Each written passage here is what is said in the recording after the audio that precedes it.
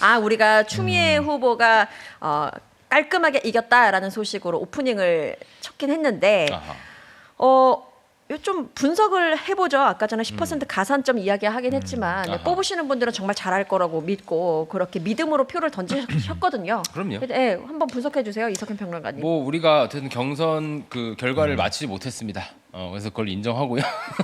전혀 뭐 근데 뭐 저는 결정적인 어떤 결과를 예측하진 않았었는데 네. 빠져봅니다. 근데 이제 몇 가지 분석을 하자면 일단 이번 선거는 좀 전선이 없었습니다. 한준호 vs 추미애 전선이 없었는데 전 유일하게 가능할 수 있었던 전선은 사실 ABC였어요. 근데 추미애 후보가 네. ABC론에서 정말 침묵을 유지했다. 이거는 전략적이긴 하지만 이걸 좀 뭐 비겁하다고 볼 수도 있습니다. 전략적 모호성을 띈 것이 오히려 승산을 그죠. 뭐 가져 있었다? 쎄쎄 땡큐 전략이었는지 모르겠지만 예, 어쨌든 이 유일한 전선에서 회피하신 거는 조금 정당하진 않았으나 결국 그게 결과를 맞이한 건 맞습니다. 네네. 그리고 또 하나의 승인 김원준 총수가 밀지 않았습니다. 이거 큽니다. 근데 그렇게 생각 안 할 텐데.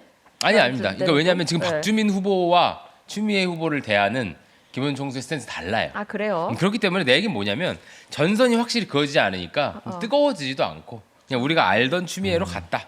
이런 생각이 들고요. 아, 예. 근데 깔끔하게 이겼다는 거에서도 일단 걸리시는 분들이 좀 많구나. 근데 깔끔이라는 표현을 좀 내가 너무 긍정적. 아니 근데 뭐 부정적 이렇게. 결선 안 가고 50%를 넘었으면 갈금이라고 할 수 있습니다. 그냥 그래서 깔끔이라고 한 묘성을 건데. 지키겠습니다. 아, 그래. 제가 경호실장이 됐습니다. 작가님이 써줬는데 야, 이렇게 이건 좀 양아치다. 빠져나가기. 예, 저는 앵무새입니다. 이런 거랑 똑같죠. 그치. 아, 너무 좋지 않은 스탠스였어요. 최악이다. 예. 아무튼 최악이다. 그래서 또 하나는 국민의힘이 좀 지금 후보가 약한 것도 커요. 이게 뭐냐면 그 민주당 그 지지층 입장에서 확장성보다는 이제 더 안정감 오히려 이제 믿고 그냥 보던 뭐랄까 익숙하던 선택을 하기 쉬운 네. 선거였던 것 같아요. 그래서 긴장감이 크게 올라가지는 않았던 것 같고 또 하나는 이제 김동연이라는 후보에 대해서 지금 아무도 얘기를 안 합니다.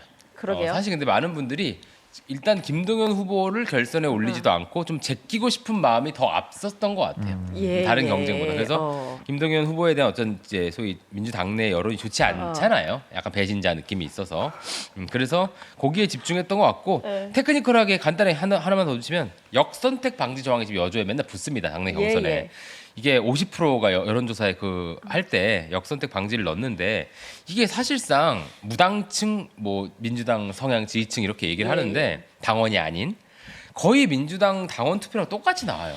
굳이 50-50를 할 필요가 없어. 그래서 저는 역선택 방지를 빼야 외부에 더 경쟁력 있는 후보 한준호 후보가 좀 더 그랬을 수 있죠. 그런 후보가 또 유리할 수는 있는데 그런 것도 없었다. 이런 생각이 듭니다. 저 여러분들 좀 정신 차리시고 몇몇 분들 댓글 다시기 바랍니다. 가산점이 깔끔이라고 얘기한 적이 없습니다, 여러분. 없죠. 정정수님 똑바로 달아주시기 바라고요. 저도 좋아요. 심기가 오늘 좋지 않기 때문에 가만두지 않겠습니다. 저는 심기 안 좋아. 심기가 안 좋아요? 좋지 않아요, 저 여러분. 정말. 뭐 그 이유까지는 제가 세밀하게 말씀드리진 않겠습니다. 우리 신인규 변호사님 평론해 예. 주시죠. 여성은 참지 않아요. 예, 난 참지 않아요. 예. 하지 마요. 그 저 같은 경우는 이번 경기지사 이 경선을 쭉 보면서 저는 가산점 얘기를 안 할 수가 없습니다. 그럼요. 왜냐하면 예. 사실 이게 뭐 이미 선거가 끝났는데 뭐 결과 가지고 자꾸 이렇게 좀 하냐라고 할 수 있는데 이런 현상이 저는 앞으로 더 반복돼서는 안 된다고 봅니다. 그러니까 우리가 지난주에도 뭐 공정 이야기를 좀 하기도 했었습니다만은 이게 지금 6선의 의원에게 가산점을 여성의 몫으로 준다? 이거는 정말 이기고 나서도 추미애 후보가 이렇게 뭐 오해 아닌 오해를 또 받잖아요. 그러니까 이런 부분에 대해서는 저는 반드시 그 가산점 제도는 좀 네. 짚어야 될 것 같고. 꼭 추미애 후보만을 두고 이야기하는 것이 아니라 그러니까요, 여성 가산점 전반적으로. 문제 같은 경우에는 한번 다시 생각해볼 필요가 있다라는 거죠. 그렇죠. 예, 예. 그리고 또 하나는 투표율을 공개하지 않아요. 이게 지난 지방선거만 해도 공개했거든요. 네네. 근데 이번에는 또 공개하지 않고 등수만 또 공개하니까 지금도 당원들이나 국민들은 의사표시는 했는데 결과를 알 수가 없는 거예요. 등수 외에는. 전 이것도 고쳐져야 된다고 봅니다. 이거 민주주의의 기본을 저는 위협하는 요인이다라는 생각이 들고 이번에 사실 선거에 있어서 굳이 패자를 꼽자면은 네. 전 김동연 현 지사라고 생각을 해요. 동의합니다. 왜냐하면 예. 뭐 추미애 후보는 이제 본선 후보가 됐으니까 나름의 뭐 본인의 이익이 있는 거고 한준호 후보도 이번에 너무 잘 싸웠어요. 그래서 저는 맞아. 뭐 졌지만 잘 싸웠다라는 평가가 한준호 후보에게도 붙기 때문에 현직 지사임에도 불구하고 그 프리미엄 단점과 어떤 장점을 잘 살려내지 못했던 네. 김동연 지사는 조금 이제 정치적인 타격을 이건 좀 받을 수밖에 없는 상황인 건 맞다라는 생각이 들고 네. 한준호 후보님은 제가 봤을 때 방향성이나 선거는 너무 잘 치렀는데 제가 한 가지 딱 아쉬운 게 있어요. 뭐였나요? 그게 뭐냐면 이제 와 말할 수 있는. 아니 좀 아쉬워 이거는. 아쉬운 아, 진짜 부분이에요. 아쉬워서 예, 그래요. 예. 댓글 들어갑니다. 네, 그래서 저는 애정으로 제가 하는 건게 아니 왜냐면 사실은 김어준 씨 쪽이나 매불쇼에서 전선을 나름 만들었거든요. 아까 우리 이석현 평론가님은 전선이 좀 흐릿했다라고는 하지만 충분히 저는 전선을 만들 수가 있는 기회가 있었는데 네.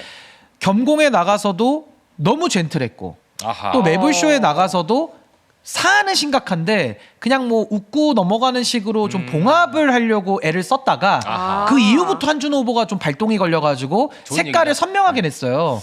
저는 조금 더 일찍 한 열흘만 더 일찍 정말 이 문제의식을 그 민심과 함께 동행했다면 전 한준호 후보 이번에 결선 갔을 것 같거든요. 그러니까 오히려 조금 더 선명성을 더 강조해내지 못한 부분에 대해서는 다음번에는 네. 또 당내 선거 많이 나가실 테니까 저는 좀 승부를 걸 때는 좀 빨리 거는 부분도 한번 우리 한준호 후보님이 한번 되짚어 복귀해 보셨으면 좋겠다. 근데 좋은 사실 싶습니다. 이 말씀에 어, 동의하시는구나. 네, 동의합니다. 사실 저는 좀 아쉬워요 저는. 초반에 세게 밀어붙였어야 된다라고 말씀하셨는데 기세죠, 기세. 기세로 초반부터. 근데 오히려 나를 세웠기 때문에 떨어진 것 아니냐라고 분석하시는 분도 있어가지고 나를 안 어떻게 세웠으면 보세요? 아무도 몰랐을 겁니다. 제가 김동연 지사님을 모르잖아요 사실은. 아, 네. 나를 안 세웠기 이번 때문에. 선거 때 뭐 했지? 근데 아까 전선이 흐릿했다는 의미는 네. 추미애 후보가 이 전선에 안 뛰어들었다는 뜻입니다. 한준호 후보는 꽤 분전해서 전선을 세우려고 애썼다고 생각하는데 전 동의해요.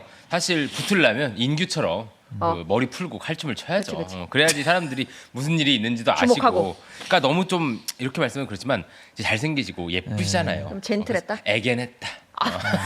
또 애견테토로 나가. 테토의 시대입니다. 거기서 약간 그 최욱 씨나 그러니까 이 지지층들은 이제 좀 많이 화가 난 분들이 많았었잖아요. 네, 근데 네. 김어준 씨나 최욱 씨 앞에서 좀 이렇게 확 세게 아니, 정확하게 짚을 건 짚어야 그러니까, 되는 거고. 약간 단호박으로 해주길 바랬는데 약간 거기에는 미치지 못하니까 이를테면 그런 영상들이 막 몇백만짜리가 계속 몇 개가 나왔어야 돼요. 터졌어야 된다. 그렇죠. 아. 그런 생각이 하나 들고 가산점 얘기를 하니까 하나 덧붙이자면 최근에 그 추미애 후보가 가산점 없었어도 이겼다 뭐 이런 얘기를 하셨더라고. 그래요? 그럼 반납을 하시면 좋지. 그러니까 그거는 좀 이상하게 끝나고 직접 나서. 말씀을 하셨어요. 끝나고 미리 나서. 그러시지 이제 와서. 근데 이게 왜 이 얘기를 드리냐면 받아놓고 그 이진숙 위원장 있지 않습니까? 지금 대구로 갔다가 빵빠라빵? 낙동강 지금 직전인 분이 있는데 오리알 직전인 분이 있는데 그분도 나는 여성 가산점 받기 싫다 이렇게 얘기를 해요 페북에다가. 그래요? 지금 이진숙 위원장보다는 나야지요 추미애 후보님. 지금 따끔하다. 그리고 그렇죠. 지금 이 여성 가산점 문제는요. 되게 민주당이나 어떤 진보 진영의 관성처럼 돼 있는데 뉴 이재명 시대에는 이런 거에 대해서 재토론을 할 수 있고 당당하게 나는 안 받겠다. 얼마나 멋있어요. 근데 다 끝나고 받아놓고 없이도 이겼을걸요. 뭐 이러시면 그러니까 투표율을 그렇죠. 좀 공개하자고요. 그럴 거면은 검증받으면 되지 않겠습니까? 그리고 그렇죠, 저도 하나만 더 보태자면 이번에 토론 기회 너무 없었어요. 그 두 번밖에 안 했는데 그 두 번도 사실은 한준호 후보나 김동연 지사는 나름대로 토론을 잘했다라는 평가가 많은데 그랬죠. 추미애 후보는 상당히 그 1위 후보여서 그런지는 모르겠지만 너무 여유 있는 모습을 보이면서 성실하게 토론에 응하지 않았거든요. 뭐 설명해 달라 그러고 뭐 다른 얘기하고 막 이런 게 좀 있었기 때문에 저는 이게 본선이 아무리 쉬워도 경기 도민들의 자존심이 있지 않습니까? 예. 우리 도민들은 정말 좋은 도지사를 원하고 있기 때문에 저 경기도민입니다. 그러니까요. 네. 그래서 저는 도민들에 대한 도리 차원에서는 저는 정말 토론회도 더 늘렸어야 되는데 이걸 두 번밖에 안 하고 또 결선도 안 가버리니까 사실 민주당 내부에서는 추미애 후보에 대한 자체 검증이 두 번도 부실하게밖에 없었던 거예요. 그러니까 이런 것들은 정말 도민들에 대한 당의 도리 네. 이런 차원에서 한번 좀 더 늘릴 필요가 있다. 어떤 후보든 간에 이긴 싸움이라고 생각하고 열심히 안 하는 모습을 보여주면 유권자는 바로 알거든요. 그치, 바로 알죠. 저는 뭐 추미애 후보도 지금 이제 본선 준비해야 될 텐데 좀 더 잘 준비해서 토론회에서 그때 좀 미흡했던 부분 많은 지적받지 않았습니까? 많은 지적했죠. 좀 본선에서는 그런 지적은 받지 않았으면 좋겠다. 하나만 더 보시면 예. 이게 그 전에 경선 중에 나왔던 여론조사에서 김동연 후보가 추미애 후보보다 사실 더 나온 게 많아요, 꽤. 그러니까 그 뜻은 무엇입니까? 본선 경쟁력에서 아직 부족한 게 있다는 겁니다. 지금 한준호 후보가 저라고 같은 얘기했다가 지금 사과도 하셨던데 저는 얘기할 수 있잖아요. 그럼요. 예, 그러니까 예. 그런 식으로 본선 경쟁력이라는 게 뭐냐면 이게 비호감도가 높으신 건 인정해야 돼요. 저는 민주당원이 아닙니다. 그러니까 편하게 뭐 얘기하겠습니다. 국민의힘 쪽에서도 추미애 의원이 나오면은 우리도 뭐 해볼만 하겠는데 이런 소리 나오게 하면 안 되지. 개꿀 이렇게 하고 그러면 안 계시잖아요 되지. 지금. 예. 이미 나오고 있어요 그런 얘기. 그렇죠. 나오고 있죠. 신동 현실입니다. 최고위원도 그런 얘기도 하고 그렇기 때문에 이건 좀 진지하게 받아들이셔야 될 것 같고 또 하나는 토론회 때 명확한 문제가 드러났죠. 공부 안 하신 겁니다. 사실 그 보좌관들이 자료 열심히 준비했지만 안 하신 거예요. 그 거기서 갑자기 마무리 발언에 검찰 개혁 얘기하시고 이러면 이제 찍어주실 분들도 이제 결국 민망하게 막 이러면서 찍어야 되는 거예요. 그러니까 말씀하신 경기도민의 자존심을 위해서 좀 준비를 더 하셨으면 좋겠다. 예. 저는 한준호 후보가 사실 이번에 업그레이드 좀 됐다고 생각합니다. 그동안 약간 왕자님 같은 느낌이었는데 장수가 돼가고 있다. 친명 후보들이 사실 라인업이 별로 없어요. 왜냐하면 이게 잘했어. 변방의 장수에서 시작했기 때문에 이재명 후보가 네. 대통령이 이제 라인업들이 막 우리가 아는 막 엄청 빵빵한 라인업들이 아닌 것도 현실이야.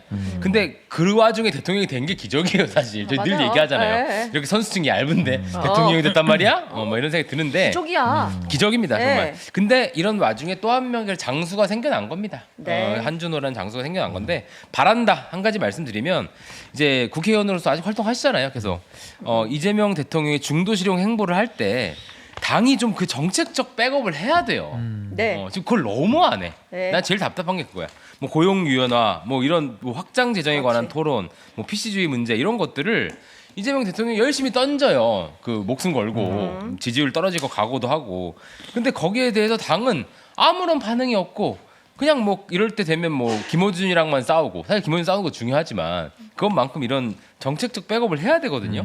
그래서 가장 이재명 대통령이 바랄 거는 그런 싸움을 해주는 당의 네. 어떤 정치인이라고 생각합니다. 그렇습니다.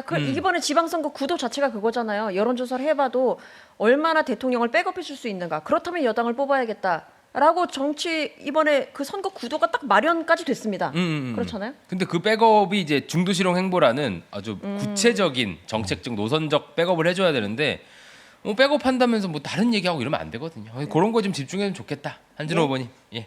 아, 파이팅 예. 하십시오. 좋습니다.